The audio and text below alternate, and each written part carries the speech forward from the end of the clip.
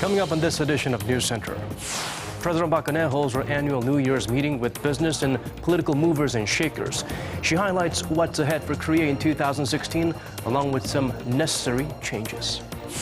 Chaos and confusion for the public and candidates running for the April general election coming up in April, as there's still no progress in redistricting constituencies.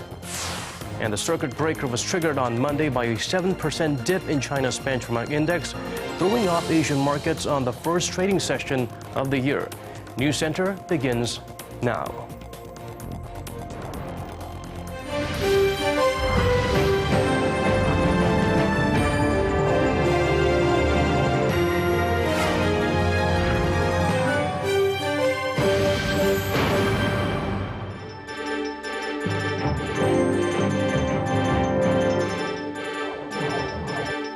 Good evening to our viewers in Korea and hello to our viewers around the world.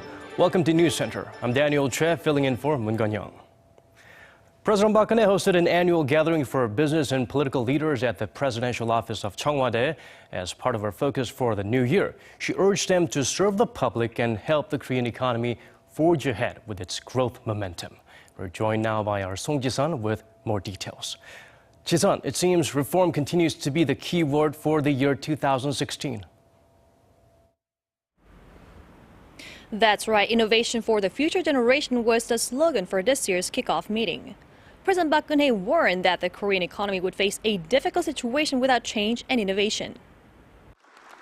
Identifying the challenges facing the Korean economy, like slowing Chinese demand and the sluggish global economic recovery, President Park stressed reforms could prevent such crises. With Parliament yet to pass a package of reform and economy-reviving bills, she said the nation must unite to create growth engines for future generations and the next 30 years to come, adding that politicians must work on reforming themselves first. 정치가 국민을 위한 일에 앞장서야 하고 국민의 민생에 모든 것을 걸어줘야 합니다. 저는 지금 정치권이 스스로의 개혁에 앞장서서 변화하여야 한다고 생각합니다. Ruling party leaders and business figures were among those present at Monday afternoon's event. But Opposition Party Chairman Moon Jae-in and floor leader Lee Jong-gol did not attend the meeting, citing the current parliamentary standoff between rival parties.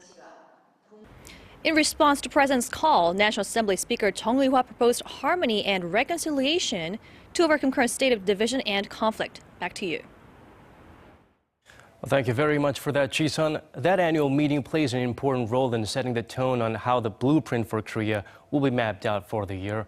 Speaking of planning ahead, lawmakers are facing pressing deadlines for many important tasks.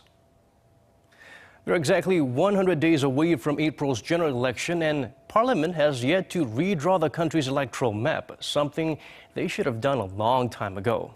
As our Shin Se-min explains, rival parties in the National Assembly are deadlocked over not just this issue, but a number of contentious bills. The April 13th general election is just 100 days away, but the National Assembly has yet to clear up how electoral lines will be redrawn. It's an issue that's not only confusing for the public, but also the candidates who plan to run. Some candidates have already filed for administrative litigation with the Seoul Administrative Court on Monday, saying that the National Assembly has violated law by not resolving the issue by the end of 2015 as mandated. Since the new year, the boundaries for Korea's electoral map have been up in the air. The previous map became invalid on December 31st, following a ruling by the Constitutional Court. But with the two main rival parties at a standoff citing a wide range of opposing views, officials say it is unlikely a redistricting plan will get passed by January 8th, the end of the current extraordinary session. Regarding the matter, Assembly Speaker Chung Ui-hwa says the impasse is at a critical point. Amid this current chaotic situation, I will have to pursue intermediary efforts and privately meet with the representatives from the rival parties. With less than a week left until the extraordinary session ends, the two main rival parties also have to discuss how to deal with major contentious bills, including a labor reform package and counterterrorism measures. And on top of its political stalemate with the ruling Saenuri Party, the main opposition Minju Party of Korea is bleeding out a stream of lawmakers, including former co-chair Kim Jong-un. The National Assembly's current deadlock state is not boding well with the public opinion polls, as they're reflecting the people's current frustration, with the majority wanting to replace the sitting lawmakers rather than re-elect them come this April. 신세민, Arirang News. Let's shift our focus to inter-Korean relations now. North Korean leader Kim Jong-un's New Year's message to South Korea this year fell short of last year's message, where he went as far as to propose an inter-Korean summit. Still, many North Korean watchers say it's likely the regime will propose surprise talks around the time of its Congress of the Workers' Party, a possible indication of progress in Seoul-Pyongyang ties. For details, we turn to Connie Kim. Raising the curtain on 2016, North Korean leader Kim Jong-un said Pyongyang is open to talks with South Korea. We are willing to hold talks in an open-minded manner with anyone who wants peace and unification. Inter-Korean relations have been at a standstill, with the vice ministerial talks in December ending without an agreement or set date for further meetings. The two Koreas remain at odds over the issue of Mount Kumgang tours. Pyongyang demands that the tours be resumed, while Seoul wants assurances that there will not be a recurrence of incidents like the shooting of a South Korean citizen in 2008. But many experts say the stalled talks could take a turn around North Korea's Workers' Party Congress in May. It will be hard for Kim Jong-un to lay out a vision at the party meeting without a breakthrough in the inter-Korean front. There is high possibility Pyongyang will come up with a surprise offer or propose talks in the meeting if there's no improvement before the rare Congress party. For inter-Korean talks to take place, many North Korean watchers say ties with China, its traditional ally, will have to come first. The most important thing for Kim Jong-un is restoring North Korea-Sino relations and improving inter-Korean ties. If ties with China are mended, relations between the two Koreas are expected to get a boost following the rare party congress. South Korea's unification ministry says doors for inter-Korean dialogue are open. But experts in Seoul say the timing of the next round of talks and the agreement will be closely watched for any breakthrough in relations. Connie Kim, Arirang News.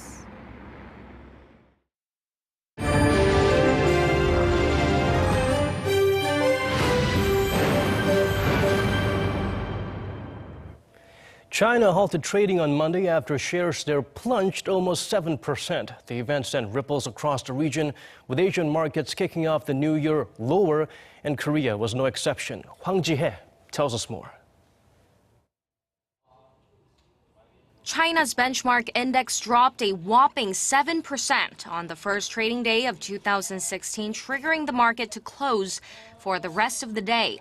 The session was initially halted for 15 minutes after stocks fell 5%. But when stocks continued to dip, a circuit breaker mechanism took effect, hitting the brakes on the volatility. Under the system, stock market movement of 7% from the previous session's close prompts a trading halt for the day. The plunge in the Chinese market came on the back of a sluggish factory activity survey that darkened the outlook for the economy. The official Manufacturing Purchasing Managers Index, or PMI, fell to 48.2 for December, marking 10 straight months of decline. A reading below 50 means contraction in activity. The gloomy news sent shockwaves across Asia. Korea's benchmark Kospi dropped 2%, while Japan's Nikkei fell 3%. Shares in Australia also closed down 0.5%. Korea's currency also took a hit from the slide of Chinese shares, ending down 15.2 won against the US dollar for a near 3-month low. Hwang Ji-hye, Arirang News.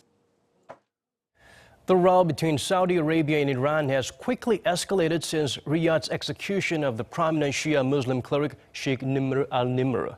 The Saudi government on Monday not only defended its decision, but also its move to cut ties with Iran, giving its diplomats 48 hours to leave the country. The Middle Eastern rumble is expected to impact the region, but could it spread as far as to Korea, and by how much will we be affected? Lee Soo-eun fills us in. Tensions between Saudi Arabia and Iran continue to escalate following Riyadh's execution of a prominent Shia Muslim cleric, which was met with protests and an attack on the Saudi embassy in Tehran over the weekend. In response, the Saudi government cut diplomatic ties off its Middle Eastern neighbor. Iran's foreign ministry said on Monday that Saudi Arabia used the attack as an excuse. The Saudi government has taken action to sever ties when everything has been under control and there was no threat to Saudi diplomats. The intensifying rivalry between these countries is expected to resonate across the Middle East. But as for Korea, local experts say the impact will be limited, though it could add an element of instability to the country's economy. Unfortunately, our economy is highly connected to the Middle East, where more than 85% of our energy resource and 50% of construction contracts come from. So yes, turmoil in the Middle East is not good for our economy. The international community remains concerned that these latest developments are stoking tensions in the Middle East at a time when they urgently need to be calmed. We express our concern that related events might aggravate regional conflicts. We hope related parties enhance communication and join efforts on tackling terrorism. Now, this latest comes after Sheikh Nim al-Nim was executed in Saudi Arabia along with 46 others who were convicted of terror-related offenses. He was a driving force of the anti-government protests that broke out in 2011 in the eastern regions of the Sunni-ruled Saudi kingdom, where the Shia minority complained of marginalization. However, the two Middle East powers have also been on opposing sides in Syria and Yemen, and fears are that sectarian clashes spread across the region. 이수은, Arirang News. In other news, Korea is exporting more food products to the Middle East and other Muslim countries than ever before. What's even better for Korea is that growth in 5 key Muslim markets has exploded since the turn of the decade. Han Da-eun gives us the numbers that reflect the vast potential of these new markets.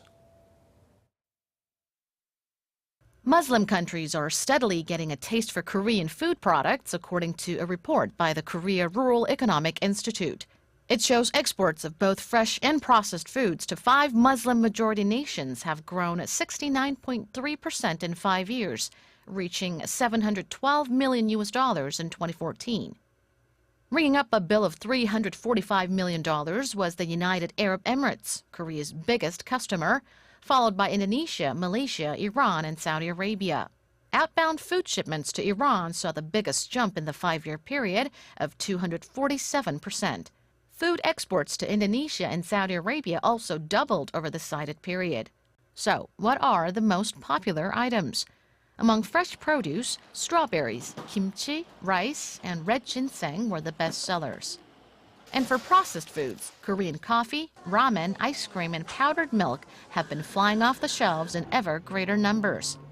The report says that with increasing sales of these 5 countries, Korea could gain a steady foothold in the Muslim food market on a global scale. The report also points to Southeast Asian countries such as Malaysia and Indonesia as key target markets due to their fast-growing economies, which may positively affect consumer preferences. Han Da-eun, Arirang News.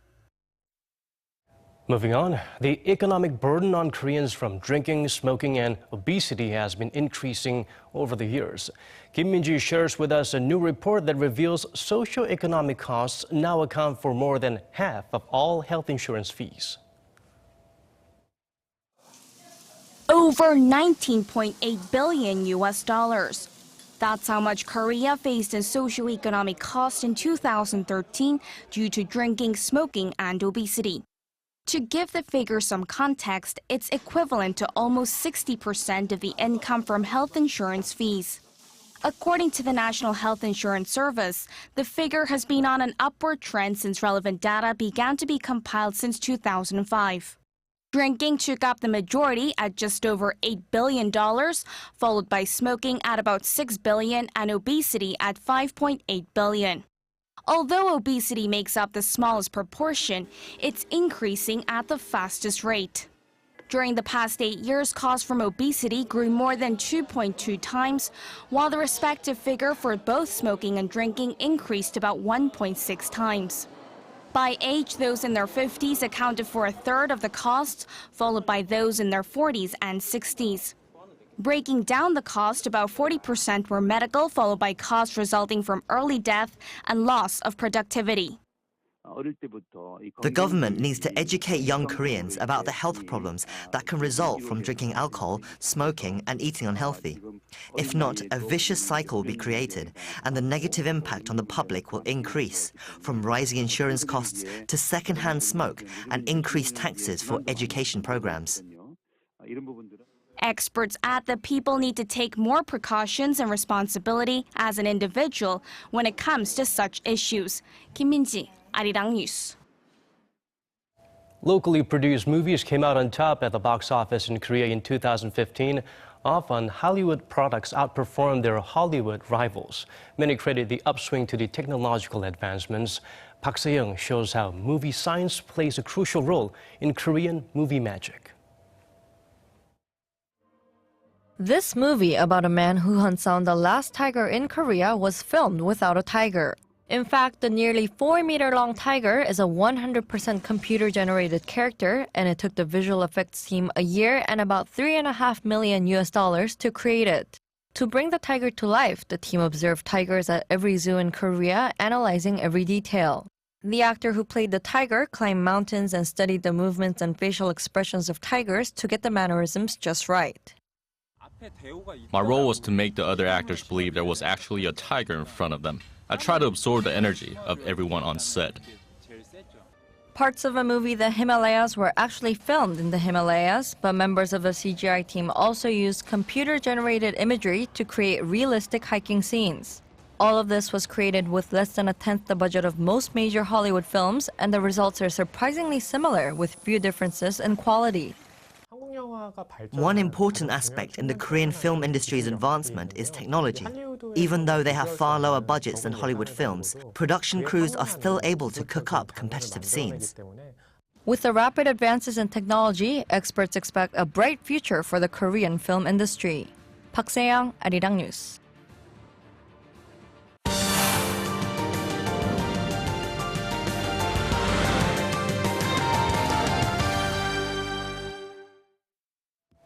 Last week, Korea and Japan reached a landmark agreement on settling their most thorny issue, that of Japan's wartime sexual enslavement of Korean women. But just days after the deal, there was a controversial report from a Japanese media outlet suggesting the agreement also included the removal of the comfort women statue in front of the Japanese embassy in Seoul, which pays tribute to the thousands of victimized girls. This was soon followed by public outrage. Here's Oh Soo-young with our news feature tonight. Here in front of the Japanese embassy in Seoul, the world's longest-running rally on a single theme takes place every week on Wednesdays, where members of the public gather seeking resolve to the issue of Japan's wartime sex slavery of Korean women. Known as the Wednesday demonstration, the weekly protests have been taking place since 1991, with the most recent one marking the 1,211th rally last week. The rally took place even on the heels of a landmark agreement reached by Korea and Japan last month, a deal that was deemed to build new bridges between the two countries. Many women under the then military's involvement bore deep scars to their honor and dignity, and from this perspective, the Japanese government acutely feels responsible. However, soon after the deal was reached, a Japanese media reported that as part of the agreement, a memorial statue symbolizing a young sex slavery victim may be removed from its current place in front of the Japanese embassy in Seoul. The small golden frame of a young girl has sat facing the Japanese embassy since 2011, when the 1000th Wednesday demonstration took place. Since then, replicas of the statue have been installed in 33 different places in Korea and 11 abroad, in remembrance of the countless young girls and women who were forced into sex slavery before and during World War II by Japanese soldiers. I feel so bad for them. It brings tears to my eyes. The girls who could do nothing in their torn-down country, and this situation, it's killing them twice. Although the Japanese media's claims were dismissed by the Korean government, it still caused a stir among the Korean public, bringing them to the Japanese embassy on the first day of the new year. Asian nations will only accept a heartfelt apology from Japan for its wartime crimes. Around the statue, passers-by left messages of encouragement and support for the wartime victims. I feel betrayed by Prime Minister Abe, who showed no signs of remorse.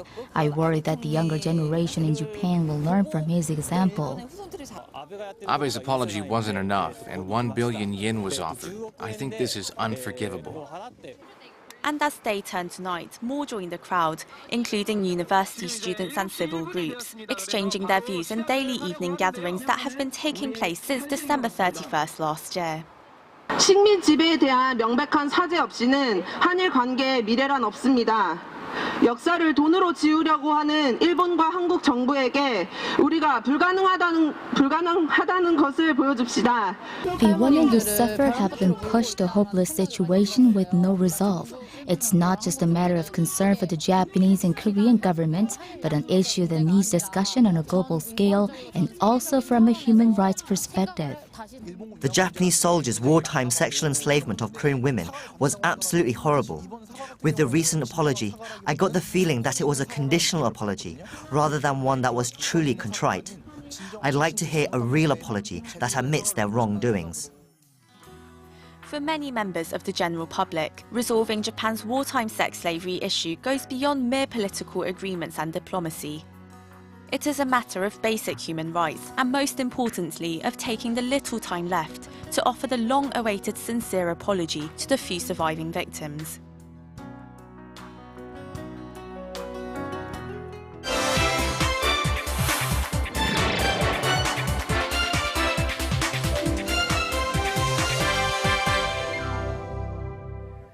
We start our Around the World segment on a rather somber note, forces of nature taking lives again.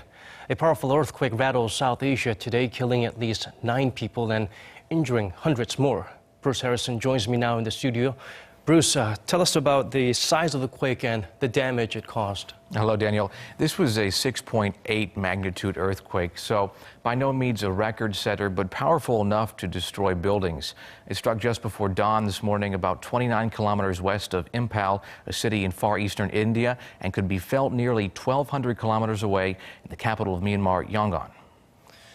Now, Bruce, many people are believed to be still trapped under the rubble and debris, so even after the shock is over, there's a lot of damages that's being caused and a lot of work to be done. Tell us about the search and rescue efforts. How are they being handled? Sure, Daniel. Well, at least 7 people we know were killed in Imphal, and the government's focused its rescue efforts there. India's National Disaster Response Force dispatched teams to join local rescuers and speed up the search. But rescue efforts have been slowed because power supplies and telecommunication links were damaged.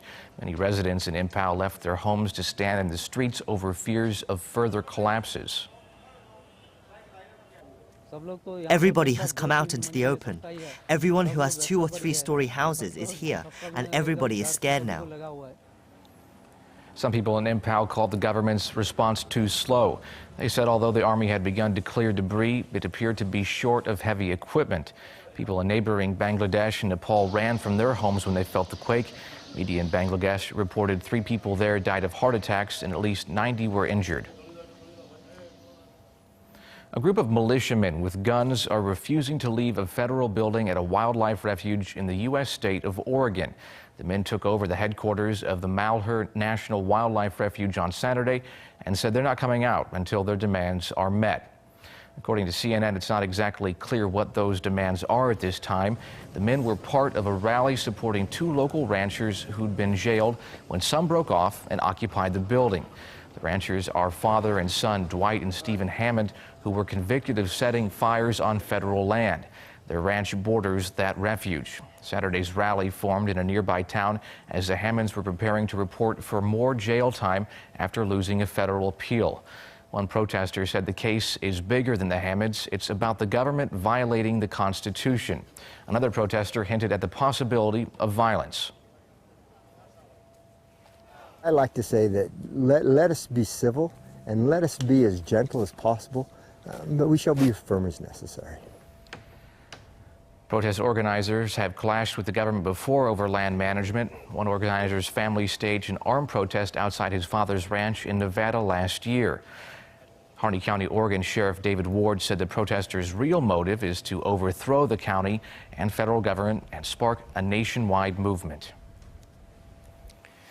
Well, Bruce, those were some heavy stories, but now let's move on to some lighter news. Lighter when lightsabers involve.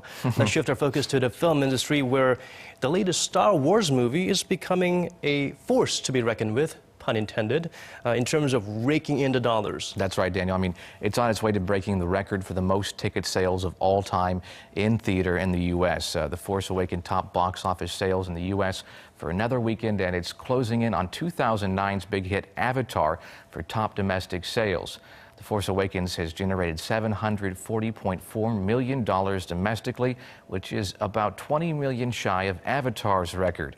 According to Box Office Mojo, it already holds records for most money made in an opening weekend in the U.S. and worldwide. J.J. Abrams was looked to as the man to breathe new life into the franchise, just like how he revived Star Trek.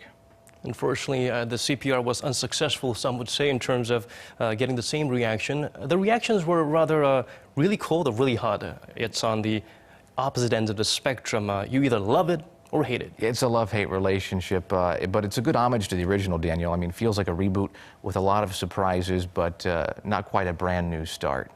Well, here in Korea, most importantly, it's not the biggest thing. Unfortunately, we have a lot of Korean movies that's dealing quite a blow to even Hollywood blockbusters that were much awaited, like Star Wars. Sure, with all that advancing technology, I'll say this, though, you know, it's action-packed, it lacks a bit of substance, but it has things for everybody in that you don't have to have seen Star Wars before, or you could just be a Star Wars junkie, and it's going to be a good fit, really. Well, thank you so much for those stories, Bruce, and thanks for ending things on a lighter note today. Thanks, Daniel. Thanks.